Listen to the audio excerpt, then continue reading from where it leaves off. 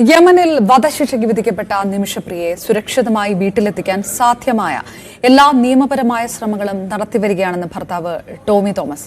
India Yemen സർക്കാരുകളുടെ സഹായത്താൽ അമ്മയെ വീണ്ടും കാണാൻ കഴിയുമെന്ന് നിമിഷയുടെ മകൾ ഉറച്ചു വിശ്വസിക്കുന്നു. അമ്മയോട് വീഡിയോ കോളിൽ സംസാരിക്കാൻ കഴിഞ്ഞിട്ടുണ്ടെന്നും ടോമി തോമസ് ന്യൂസ് 18നോട് പറഞ്ഞു. നിമിഷയുടെ ഭർത്താവ് ടോമി തോമസ് ന്യൂസ് 18നൊപ്പം ചേരുകയാണ്. വലിയ പ്രതീക്ഷകളോടുകൂടി തന്നെ നിമിഷയുടെ കുടുംബം നിൽക്കുമ്പോൾ അതിനൊപ്പം ആണ് കേരളത്തിലെ എല്ലാവരുടെയും പ്രാർത്ഥനകളും. മിസ്റ്റർ ടോമി തോമസ്, എങ്ങനെ ഏതെല്ലാം തരത്തിലുള്ള ഒരു ശ്രമങ്ങളൊക്കെയാണ് ഇപ്പോൾ നടത്തിക്കൊണ്ടിരിക്കുന്നത്? നമസ്കാരം.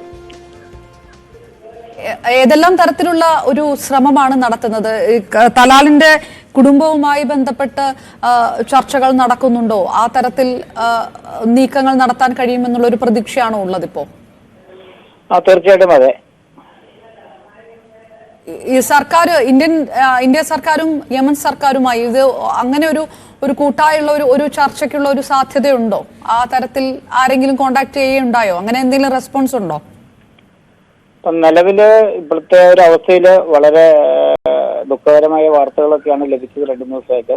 അപ്പൊ ഇതിനകത്ത് ഇടപെടലുകൾ അതിശക്തമായിട്ട് എത്രയും പെട്ടെന്ന് നടത്തേണ്ടതായ ഒരു ആവശ്യം വന്നതുകൊണ്ട് ഇന്നലെയും ഇന്നൊക്കെ ആയിട്ട് ഒരുപാട് ആളുകൾ ഇതിൻ്റെ അകത്ത് നല്ല രീതിക്ക് തന്നെ ഹാർഡ് വർക്ക് ചെയ്യുന്നുണ്ട്.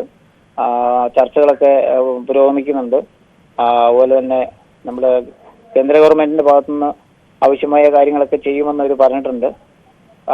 എന്നിരുന്നാലും നമ്മുടെ ഇന്റർനാഷണൽ ആക്ഷൻ കൗൺസിൽ ഒരു സംഘടന രൂപീകരിച്ച് 5 വർഷമായി. ഇവരെല്ലാം നല്ല ഹാർഡ് വർക്ക് ചെയ്തുകൊണ്ട് ഇന്നും ഇരിക്കുന്നു. അവരുടെ ജോലി, അവരുടെ തിരക്കുകളെല്ലാം നിർത്തി വെച്ചുകൊണ്ടും അവർ നല്ല ഹാർഡ് വർക്ക് ചെയ്യുന്നുണ്ട്. അപ്പൊ ഇതിനകത്ത് ഇടപെട്ടുകൊണ്ടിരിക്കുന്ന എല്ലാവരും, ഇപ്പൊ സാമുൽ സാർ അവിടെയുണ്ട്, അവിടെ അമ്മയുണ്ട്. ഇതിന്റെ ഒരു കാര്യം എന്ന് പറഞ്ഞാൽ ഒന്നാമത് നമ്മൾ അറിയേണ്ടത് അവിടെ യുദ്ധമാണ്. അതുപോലെ തന്നെ എംബസി ഇല്ല. എംബസി ഇപ്പോൾ ഓൾറെഡി സൗദിയിലാണ്. ഇതെല്ലാം നമുക്ക് തടസ്സമാണ്. അതിനിടയ്ക്ക് ഓരോരോ അഡീഷണൽ ആയിട്ട് വരുന്ന യുദ്ധങ്ങളൊക്കെ ഉണ്ട്. അപ്പൊ അത് അന്നേരം ആ സ്ഥലത്തെ കാര്യങ്ങളെല്ലാം സ്റ്റക്ക് ആകുന്നുണ്ട്.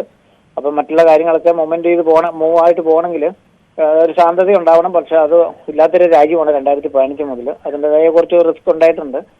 ഓൾറെഡി കേന്ദ്ര ഗവൺമെന്റിന്റെ ഭാഗത്തുനിന്നും യമനിലുള്ള നമ്മുടെ അഡ്വക്കറ്റും അതുപോലെ തന്നെ മറ്റുള്ള രാജ്യങ്ങളിൽ നിന്നുള്ള ആളുകളുടെ സപ്പോർട്ടെല്ലാം ഓൾറെഡി ഉണ്ട്. പക്ഷെ അതിനുവേണ്ടി എല്ലാവരും കൂടി എത്രയും പെട്ടെന്ന് നല്ല ഹാർഡ് വർക്ക് ചെയ്ത് ഇതിനൊരു പരിഹാരം കണ്ടെത്തുക. പിന്നെ അതുപോലെ തന്നെ കുറച്ച് പേരെയൊക്കെ കാണാനൊക്കെ സാധിച്ചിട്ടുണ്ട്. അവരുടെ വീട്ടുകാരുമായിട്ടൊക്കെ സംസാരിച്ച് ഫൈനലിലേക്ക് ഉള്ളൂ എന്ന് തോന്നുന്നു. പക്ഷെ അതിനുള്ള സൗകര്യങ്ങളൊക്കെ എത്രയും പെട്ടെന്ന് തന്നെ ഇപ്പോൾ ഉണ്ടാവേണ്ടതായിട്ട് ഇരിക്കുകയാണ് ഇപ്പോൾ ഓൾറെഡി നിലവിൽ. എന്തായാലും പ്രതീക്ഷയോടുകൂടി തന്നെ 100% പ്രതീക്ഷയോടുകൂടിയാണ്. എല്ലാവരും ഹാർഡ് വർക്കിന് എന്തായാലും ഒരു ഫലം കാണുമെന്നുള്ള 100% വിശ്വാസം അന്നുമുണ്ട് ഇന്നുമുണ്ട്. അത് എത്രയും പെട്ടെന്ന് ആകട്ടെ, സ്പീഡപ്പ് ആകട്ടെ. ഇങ്ങനെയൊരു ക്രിട്ടിക്കലായിട്ടുള്ള ഒരു സ്റ്റേജിലുള്ള അവസ്ഥയാണ് ഇപ്പം. അതിൽ നിന്ന് ഒരു മാറ്റം ഉണ്ടായി എത്രയും പെട്ടെന്ന് നാട്ടിലേക്ക് എത്തട്ടെ എന്നുള്ളൊരു പ്രാർത്ഥനയോടുകൂടി എല്ലാവരെയും സഹകരണം പ്രതീക്ഷിക്കുന്നു. എല്ലാവരും അതിനെ ഹാർഡ് വർക്ക് ചെയ്യുന്നുണ്ട്. ഓൾറെഡി എല്ലാവരും മീറ്റിംഗൊക്കെ ഉണ്ട്. അപ്പം കേന്ദ്ര സർക്കാരിന്റെ ഭാഗത്തുനിന്നൊക്കെ ഒരു ഇതുണ്ട്. അങ്ങനെ എല്ലാവരും ഒത്തിരി പേരിൻ്റെ ഇടപെടുന്നുണ്ട്. ഈ മകളുമായിട്ട് വീഡിയോ കോളിൽ സംസാരിച്ചിരുന്നു നിമിഷ അല്ലേ? അതെ, മകളുമായിട്ടൊക്കെ ഞങ്ങൾ വീഡിയോ കോൾ ചെയ്തിട്ടുണ്ടായിരുന്നു. ഇടയ്ക്കൊക്കെ സാധിക്കാറുണ്ട്. വോയിസ് ഉണ്ടാറുണ്ട്. ഞങ്ങൾ വിളിക്കാറൊക്കെ ഇടയ്ക്കൊക്കെ ഉണ്ട്. കുഴപ്പമൊന്നുമില്ല. വൈഫിന് അവിടെ കുഴപ്പമില്ല. കാരണം അതിനുള്ളിലെ ട്രീറ്റ്മെന്റും കാര്യങ്ങളൊക്കെ വൈഫ് ചെയ്യുന്നത് അന്ന് മുതൽ ഇന്ന് വരെ. അപ്പോൾ അതിൻ്റെ അകത്തുള്ള ഒത്തിരി പേരുണ്ട്. അപ്പോൾ അവരെല്ലാം ട്രീറ്റ്മെന്റ് ചെയ്യുന്നത് വൈഫിനെയാണ് ഏൽപ്പിച്ചിരിക്കുന്നത്. അപ്പോൾ അത് അവളെ കൊണ്ടാവുന്നതിലുള്ള എല്ലാ കാര്യങ്ങളും ചെയ്യുന്നുണ്ട്. അതുകൊണ്ട് അവിടെയുള്ളവർക്കൊക്കെ അതിനുള്ളിലുള്ള പോലീസ് ഉദ്യോഗസ്ഥർക്കൊക്കെ വലിയ താല്പര്യവും ഇഷ്ടവുമാണ്. പക്ഷെ ഇത് മാത്രമാണ് ജയിൽ മോചിതയായി വരിക എന്നുള്ളതാണ്. പിന്നെ ഈ ഒരു അവസ്ഥയിൽ 2-3 ദിവസം മുമ്പുള്ള വാർത്ത അത് ദുഃഖിപ്പിക്കുന്നു, വേദനിപ്പിക്കുന്നതായി പോയി. നല്ലൊരു പ്രതീക്ഷയോടുകൂടി കാത്തിരിക്കുന്ന സമയത്താണ് ഇങ്ങനെയൊരു ഇത് വന്നിരിക്കുന്നത്. അപ്പം ഇനിയിപ്പോൾ എന്താണെന്ന് ചോദിച്ചാൽ 1 മാസത്തിനുള്ളിലുള്ള കാര്യങ്ങൾക്ക് എത്രയും പെട്ടെന്ന് നല്ല ഹാർഡ് വർക്ക് ചെയ്ത് എല്ലാവരും, ഇന്ന് പിന്നൊരുന്നൊന്നുമില്ല, എല്ലാവരും രാജ്യത്തും പല രാജ്യത്തുള്ളവരും ഇതിനകത്ത് ഉത്തരവാദപ്പെട്ടവരും കേന്ദ്ര ഗവൺമെന്റ് ഭാഗത്തുനിന്നും സംസ്ഥാന ഗവൺമെന്റ് ഭാഗത്തുനിന്നും അങ്ങനെ ഒരുപാട് ഉന്നതരായ ആൾക്കാരുടെ ഇടപെടൽ അതിശക്തമായിട്ട് തന്നെ എത്രയും പെട്ടെന്ന് ഉണ്ടാകുക. അവരുടെ വീട്ടുകാരോട് നെഗോഷിയേഷൻ നടത്തി എത്രയും പെട്ടെന്ന് ആളെ നാട്ടിലെത്തിക്കുക. ഞാനൊക്കെ അമ്മയൊക്കെ ഒരുപാട് വർഷങ്ങളായിട്ട് ഞങ്ങൾ കാത്തിരിക്കുന്നു, ദുഃഖിതരായിട്ടിരിക്കുന്നു, സാമ്പത്തിക ബുദ്ധിമുട്ടിലിരിക്കുന്നു. ഒരുപാട് മാനസികവും ശാരീരികവും സാമ്പത്തികമായിട്ട് തകർന്ന് നിൽക്കുന്ന ഒരു അവസ്ഥ വർഷങ്ങൾ കുറെ ആയതാണ്. അതിനൊരു പരിഹാരം എത്രയും പെട്ടെന്ന് ഉണ്ടാവണേ എന്ന് അതിനുവേണ്ടി എല്ലാവരും പരിശ്രമിക്കണം. എന്നൊരു ഒറ്റ ഈ പ്രാർത്ഥന. മോള് ചെറിയ കുട്ടിയായിരിക്കുമ്പോൾ 2 വയസ്സുള്ളപ്പോഴാണല്ലോ നിമിഷ പോകുന്നത്, പിന്നെ കണ്ടിട്ടില്ലല്ലോ. അപ്പം വീഡിയോ കോളിലൊക്കെ സംസാരിക്കുമ്പോഴും മകള് അമ്മയെ നേരിട്ട് കാണാൻ കഴിയുമെന്നുള്ളൊരു ഒരു ഒരു പ്രതീക്ഷ ഒക്കെ തന്നെ ആയിരിക്കുമല്ലോ. എങ്ങനെയാണ് വീഡിയോ കോളിൽ അമ്മയോട് സംസാരിക്കുന്നത്? അതിപ്പം വീഡിയോ കോളിൽ കാണുമ്പോൾ പറയുന്നത് മാത്രമല്ല, അല്ലാതെയൊക്കെ കൊച്ച് ഇതിപ്പോ ഈ കുറച്ച് ദിവസം മുമ്പ് കൂടെ ക്രിസ്മസ് അവധിക്കൊക്കെ വന്ന സമയത്തൊക്കെ കൊച്ച് മമ്മിക്ക് വോയിസ് ഇടുന്നുണ്ട്, അവൾ അതിന് റീപ്ലൈ തരുന്നുണ്ട്. അപ്പം എത്രയും പെട്ടെന്ന് വാ പപ്പയും മമ്മിയും കൊച്ചും ഞാനും, അതായത് കൊച്ചും പപ്പയുടെ കാത്ത് ഇരിക്കുവാണ്, കൊതിയായിട്ട് വയ്യ, എത്രയും പെട്ടെന്ന് വാ, നമുക്ക് വന്നിട്ട് അങ്ങോട്ട് പോകണം ഇങ്ങോട്ട് പോകണം എന്നൊക്കെ പറയാറുണ്ട്. അപ്പം കമ്മ്യൂണിക്കേഷൻ അങ്ങോട്ടും ഇങ്ങോട്ടും ഉണ്ട്. അതുകൊണ്ട് കൊച്ചിന് ഞാനിപ്പോഴും ഫോട്ടോസും മറ്റുള്ള വീഡിയോസൊക്കെ നേരത്തെ മുതലേ ചെറുപ്പം മുതലേ കാണിച്ചു കൊടുത്തോണ്ടിരിക്കുന്നുണ്ട്. പിന്നെ ഇടയ്ക്ക് വിളിക്കും, എൻ്റെ വീഡിയോ കോളിൽ വന്നപ്പോൾ അത് നാച്ചുറലായിട്ട് തന്നെ അങ്ങനെ മമ്മി എന്നുള്ള ഒരു കാഴ്ചപ്പാട് തന്നെയാണ് കൊച്ചിപ്പോഴും പോണേ. നിമിഷയെ സംബന്ധിച്ചിടത്തോളം നിങ്ങൾ ഈ വീഡിയോ കോളൊക്കെ വിളിക്കുമ്പോഴേ അതിനൊരു ഒരു ടൈം ലിമിറ്റ് ഒക്കെ ഉണ്ടോ, അതോ എപ്പോ വേണമെങ്കിലും ഫോണിൽ ബന്ധപ്പെടാൻ കഴിയുന്ന ഒരു സാഹചര്യമാണോ? അല്ലല്ല, അത് ഏതെങ്കിലും സമയത്ത് മാത്രമേ. അത് അവരുടെ നമ്മുടെ ഇഷ്ടത്തിനൊന്നുമല്ല, അത് അവര് കൊടുക്കണ ടൈമിങ്ങിലല്ല നമുക്ക് സംസാരിക്കാൻ പറ്റുള്ളൂ. അത് കഴിഞ്ഞ് തിരിച്ച് ഫോൺ അവിടെ കൊടുക്കണം. എല്ലാവർക്കും ഫോൺ ചെയ്യാനുള്ള അവകാശമുണ്ട്. ഞങ്ങൾക്ക് എൻ്റെ വൈഫിന് മാത്രമായിട്ട് തരുന്നതൊന്നല്ല, അവിടെയുള്ള അതിനുള്ളിൽ കിടക്കുന്ന ആളുകൾക്ക് എല്ലാവർക്കും ഫോൺ ചെയ്യാനുള്ള അവസരം ഓൾറെഡി അവിടെ ഉണ്ട്. അതിന് അവിടെ ഒരു തടസ്സമൊന്നുമില്ല. പിന്നെ അവർ പറയുന്ന സമയത്തും അവർ ഫോൺ കൊടുക്കേണ്ട സമയത്ത് മാത്രമേ പറ്റുള്ളൂ. ആഴ്ചയിൽ ഒരിക്കലാണോ അങ്ങനെ? തീർച്ചയായിട്ടും. നേരത്തെയൊക്കെ ഓരോരുത്തരും മാറി വരുന്നതിനൊക്കെ അനുസരിച്ചിരിക്കും. ഓരോരുത്തർ പോലീസ് ഉദ്യോഗസ്ഥരൊക്കെ ചിലപ്പം ആഴ്ചയിൽ പണ്ടൊക്കെ ആണെങ്കിൽ 2 വർഷം മുമ്പ് 3 വർഷം മുമ്പൊക്കെ ഞാൻ 3 മണിക്കൂറൊക്കെ സംസാരിക്കുമായിരുന്നു.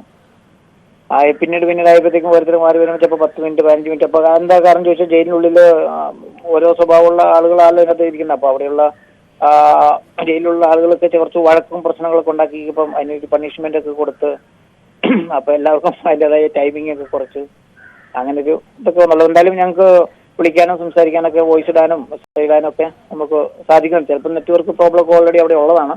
അപ്പം വോയിസ് മെസ്സേജുകളുടെ സാധനങ്ങളൊക്കെ യൂസ് ചെയ്യാറുണ്ട്.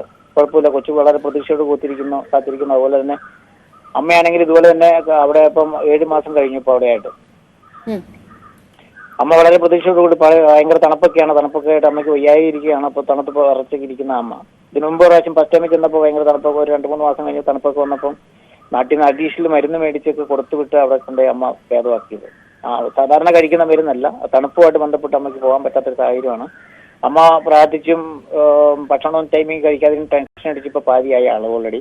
ഇപ്പോഴല്ല, കുറെ നാളുകൾക്കും പോയി. എന്നതിന് ശേഷം മാത്രം അഡ്വക്കേറ്റുമായിട്ടൊക്കെ സംസാരിക്കുന്നത് അവരുടെ കൂടെയാണ് അമ്മ ഉള്ളത് അവിടെ അല്ലേ? അല്ലല്ല, അമ്മ അഡ്വക്കേറ്റ് വേറെയാണ്. മറ്റേ സാമുൽ സാറിന്റെ ആക്ഷൻ കൗൺസിലിന്റെ കൂടെയാണ് അല്ലേ? അതെ. അപ്പൊ അതായത് അമ്മ പറയുന്നത് എങ്ങനെയാണ്, ഇതിന്റെ ശ്രമങ്ങൾ ഒരു പ്രതീക്ഷാവഹമായിട്ട് തന്നെ നടക്കുന്നുണ്ട് എന്ന് തന്നെയാണ്? അല്ല, തീർച്ചയായിട്ടും അത് ഇതിനകത്ത് ഇടപെടുന്ന ആളുകള് ഇന്റർനാഷണൽ ആക്ഷൻ കൗൺസിലിന്റെ ആൾക്കാരും സാമുൽ സാറും അതുപോലെ തന്നെ അവിടുത്തെ അഡ്വക്കറ്റും അതുകൂടാതെ വേറെ 2-3 ആളുകൾക്ക് കൂടിയാണ് ഇത് ക്രോഡീകരിച്ച് കാര്യങ്ങൾ നടത്തിക്കൊണ്ട് പോകുന്നത്. അപ്പൊ നമ്മൾ അതിൻ്റെതായ എല്ലാ വിവരങ്ങളൊന്നും നമുക്ക് ലഭിക്കില്ല. പക്ഷെ അമ്മ അവിടെയുണ്ട്, അമ്മയ്ക്ക് പ്രതീക്ഷ കൊടുക്കുന്നുണ്ട്, ധൈര്യമായിട്ട് ഇരിക്കാൻ പറയുക. പിന്നെ ഞങ്ങളെ ചർച്ചകൾക്ക് വേണ്ടി ഞാൻ ആദ്യം പറഞ്ഞല്ലോ അതിന്റെ കുറച്ച് കാലതാമസങ്ങളൊക്കെ വന്നതെന്ന് ചോദിച്ചാൽ അത് അവിടുത്തെ പ്രോബ്ലം ഓൾറെഡി ഉണ്ട്. പിന്നെ പേപ്പേഴ്സ് വർക്കുകളൊക്കെ അങ്ങോട്ടും ഇങ്ങോട്ടൊക്കെ സമയത്തൊക്കെ ചെന്ന് കഴിഞ്ഞാൽ സ്പീഡപ്പായിട്ടൊക്കെ ലഭിക്കുമ്പോൾ അതൊക്കെ നടന്നേനെ. പക്ഷെ ഇതെല്ലാം ഫ്ലോ ആയതിന്റെ പേരിൽ കുറച്ച് ഡിലേ വന്നെന്നുള്ളതാണ്. പക്ഷെ എന്തായാലും കഴിഞ്ഞു പോയി. ഇനിയുള്ള ഒരു കാര്യത്തിലേക്ക് സ്പീഡപ്പായിട്ടുള്ള ഹാർഡ് വർക്ക് എത്രയും പെട്ടെന്ന് അത്യാവശ്യമാണ്. എന്നിരുന്നാലും കടവും ബാധ്യതയായിട്ട് കിടപ്പുണ്ട്. ഞങ്ങൾക്ക് അവിടെ ഒരു സ്ഥാപനം കിടപ്പുണ്ട്, അതൊക്കെ പൂട്ടിക്കിടക്കുവാണ്. അതിനൊക്കെ ക്യാഷൊക്കെ കിടപ്പിന്റെ മേലിലൊക്കെ കിടക്കുന്നതാണ്. എന്നിരുന്നാലും അതല്ല അവിടെ വിഷയം. ഇപ്പോൾ ഓൾറെഡി ഞങ്ങൾക്ക് വേണ്ടത് എത്രയും പെട്ടെന്ന് എൻ്റെ വൈഫിനെ രക്ഷിച്ച് കുഞ്ഞിൻ്റെ അമ്മേനെ രക്ഷിച്ച് എത്രയും പെട്ടെന്ന് നാട്ടിലെത്തിക്കുക എന്നുള്ളതാണ്. അതിന്റെ ശ്രമങ്ങളാണ് എത്രയും പെട്ടെന്ന് വേണ്ടത്. ശ്രീ ടോമി തോമസ്, ഒരു കാര്യം കൂടെ, ഇങ്ങനെ എല്ലാ ശ്രമങ്ങളും നടക്കുമ്പോൾ ഈ തരത്തിലുള്ള ഒരു ആശങ്കപ്പെടുത്തുന്ന വാർത്തകളൊക്കെ അവിടെ നിന്ന് വരുന്നത് അത് നിമിഷ അറിയുന്നുണ്ടല്ലേ? നിമിഷം ഞങ്ങൾ അറിയിച്ചിട്ടില്ല. ഇനി അല്ലാതെ അറിഞ്ഞില്ലെന്ന് നമുക്കറിയത്തില്ല. എന്തായാലും അറിയിക്കാൻ താല്പര്യമില്ല. ഞാനൊരിപ്പം അമ്മയ്ക്കും കൊച്ചിനും വൈഫിനും ഒക്കെ ഒരു എനർജി കൊടുക്കുന്നത് ഞാൻ തന്നെയാണ്. പേടിക്കൊന്നും വേണ്ട, ധൈര്യമായിട്ടിരിക്കുന്ന നല്ലൊരു കെയർ ഞാനാണ് കൊടുത്തോണ്ടിരിക്കുന്നത് ഇപ്പോഴും. പക്ഷെ നമുക്ക് കെയർ തരാൻ ആരും ഇല്ലെങ്കിലും ദൈവം തരുന്നുണ്ട്.